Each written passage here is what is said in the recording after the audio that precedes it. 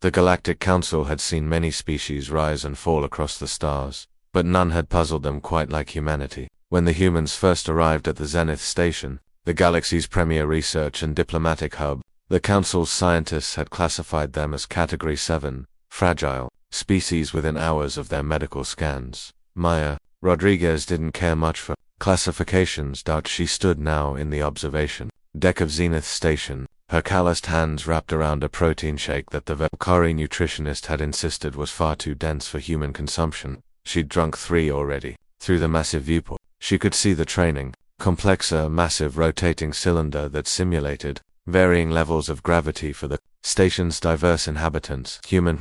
Maya, came the chittering voice of scientist Thex, a mantis-like Arconian who served as the station's chief xenobiologist. His compound eyes glittered with what she'd learned to recognize as concern. I must once again protest your request to access Gravity Chamber 5. The forces involved would crush your skeletal structure. Your species evolved on a mere 1G world. Your bones are hollow compared to proper spacefaring races.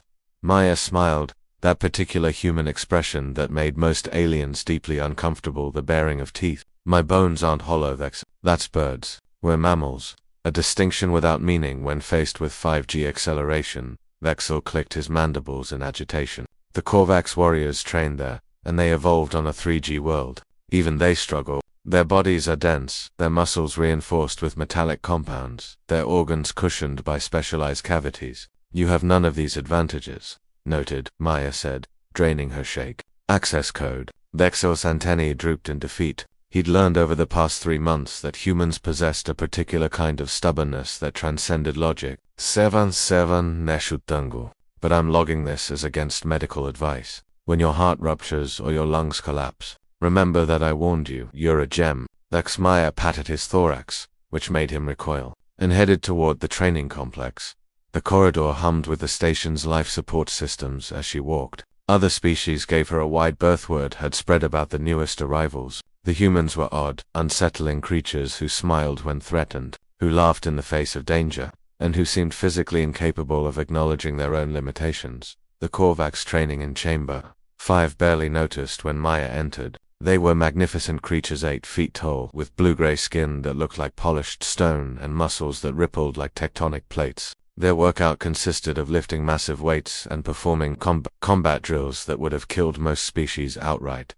The chamber's gravity warning flashed red. Current setting, 5.0 G, authorized species, Korvax only. Maya overrode it with Exil S code and felt the weight slam into her like a physical blow. Everything became heavy. Her arms, her legs, her chest, trying to expand for breath, all of it multiplied 5-fold. She dropped to one knee, gasping. The Korvax stopped their training, turning to stare at the fragile human who had just made a fatal mistake. Small one, rumbled War Master Crothon, the largest of them. You have entered the wrong chamber. Leave before you die.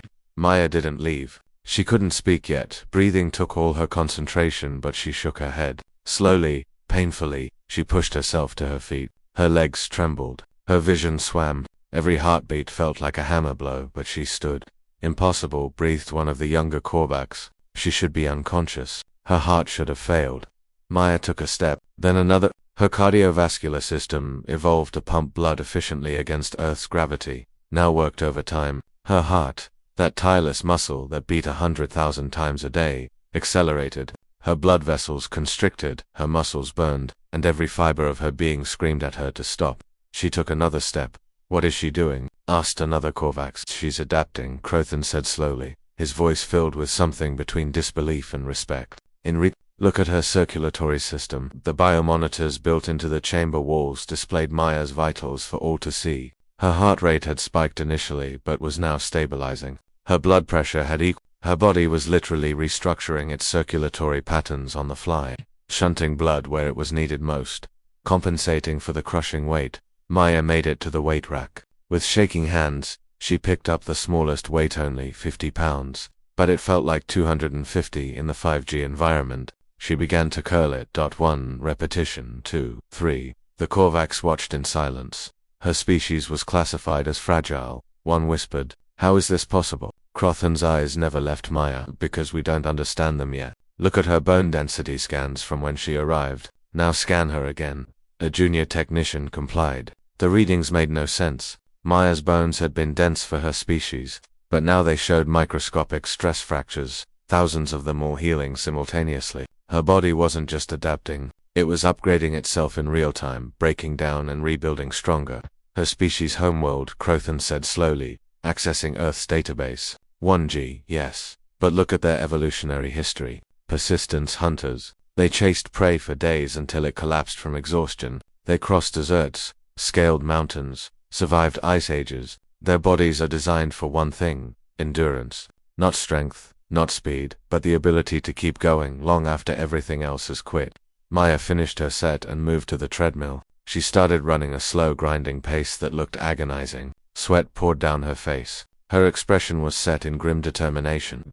She's not strong enough to train here, one Korvax said. No, Crothan agreed. She's not yet, but she will be. That's what terrifies me. She'll come back tomorrow, and the day after, and the day after that. Each time her body will adapt a little more. Each time she lasts a little longer. In 6 months, maybe less, she'll be training alongside us as an equal. That's insane. That's humanity.